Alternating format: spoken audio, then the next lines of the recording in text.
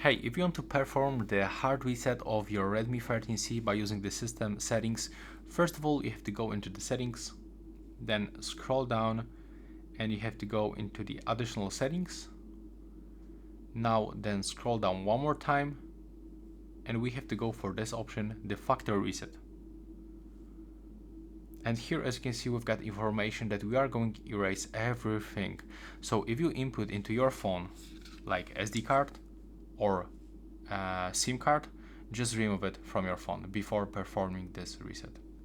The SIM slot you can find right here on the left side.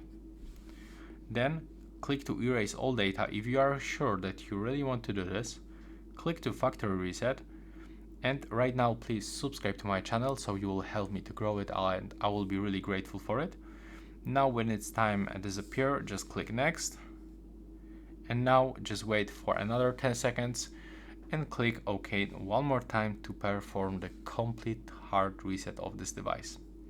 So let's do this, click OK, and now our device will be turned off.